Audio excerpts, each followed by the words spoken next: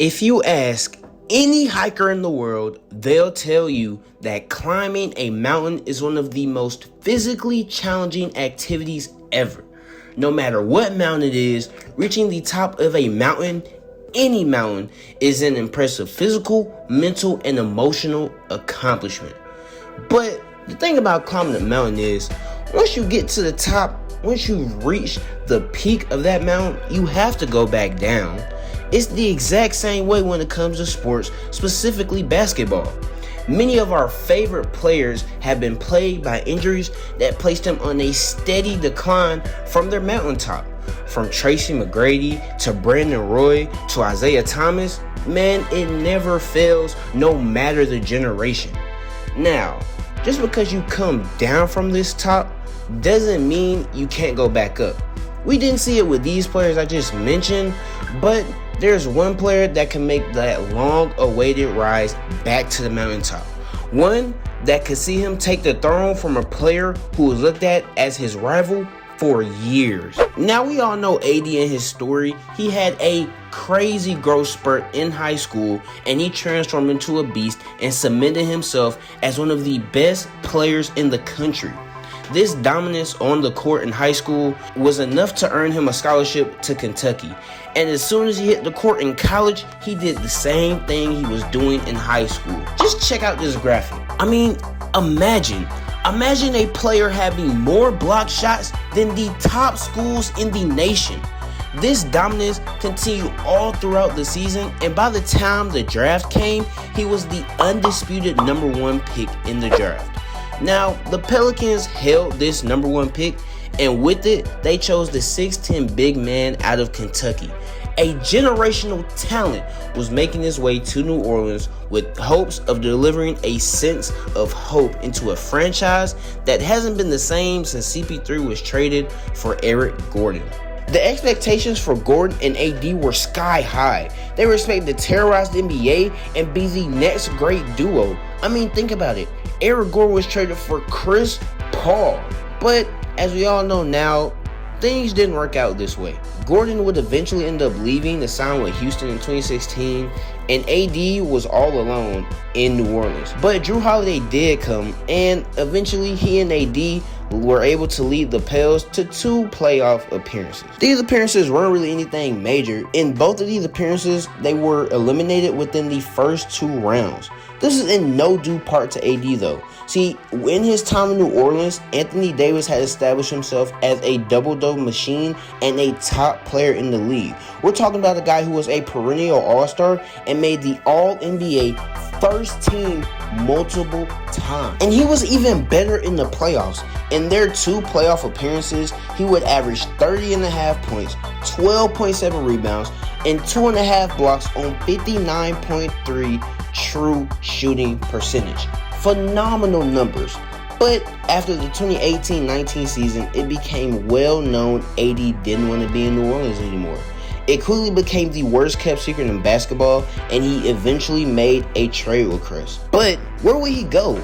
Boston made a good case. You know, they had Tatum and Brown, and they could include some other pieces, but Danny Ainge was unwilling to sell all of his young pieces for Anthony Davis to pair up with Kyrie Irving. And no other team around the NBA really had the means to trade for the now NBA superstar. Well, except for the Lakers. You see, the Lakers had built one of the best young cores in the NBA up to this point that was oozing with potential. Lonzo Ball, Brandon Ingram, Josh Hart, and many more. The Lakers had more than enough capital to trade for Anthony Davis. And on July 6, 2019, the Lakers did just that as they officially traded for Anthony Davis. Now, the Lakers gave up a lot. They traded Lonzo Ball, Josh Hart, Brandon Ingram, the draft rights to DeAndre Hunter, 2 first-round picks, and a first-round pick swap along with some cash. AD was now a Laker. And with this trade, the expectations for AD were huge. The new duo of LeBron and AD were expected to dominate the NBA immediately. And this is exactly what happened. In their first season, before the shutdown happened, they had a record of 49-13, including key dominant victories over the Milwaukee Bucks and the Los Angeles Clippers. AD was better than ever. He averaged 26.7 points per game, 9.4 rebounds per game, and 2.4 blocks per game on 61.4 true shooting percentage. But these regular season stats were nothing compared to the numbers he would put up in the playoffs, and nothing could have prepared us for what AD would do in the bubble.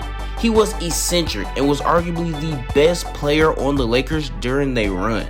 He and LeBron routinely traded spots as the lead players on the Lakers every night. From game winners to the block shots, it seemed like AD was finally cementing himself as a top 5 player to the NBA. The stats back this up too. En route to their championship, AD averaged 27.7 points, 9.7 rebounds, and 1.4 blocks per game on 66.5 true shooting percentage. Just an outright dominant display of talent, and it seemed like AD was the perfect player for LeBron to hand the torch off to once he called in a career. AD's hype was at an all-time high, and he finally did it. He had made it to the top of the mountain.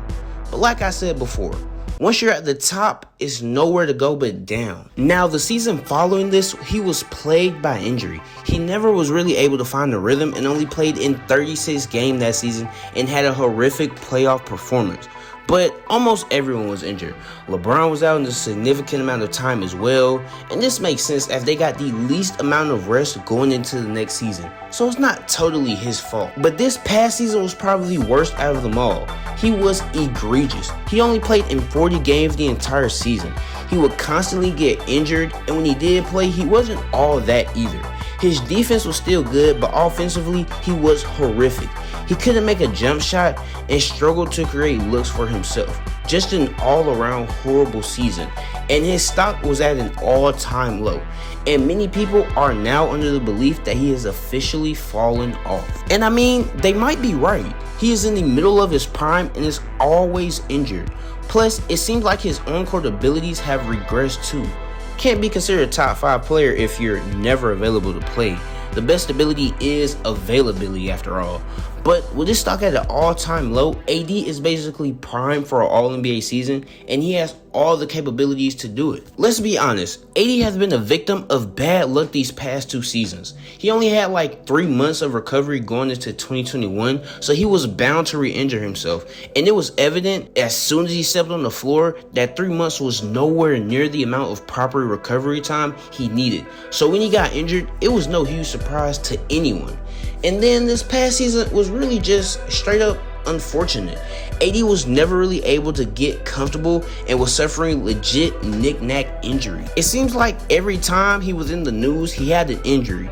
But he had plenty of recovery time this offseason, and this could be his healthiest one yet. Finally, let's think about it. AD stock is at an all-time low right now. People have been talking crazy this entire offseason, calling him names such as Day-to-Day Davis. But AD has heard the doubters and has reportedly ramped up his training. Pelinka says he's locked in and is having one of the best offseasons of his entire career. We could be looking at a potential MVP candidate this upcoming season, and me personally, I'm all in on AD's stock. But that's just me. What do you think?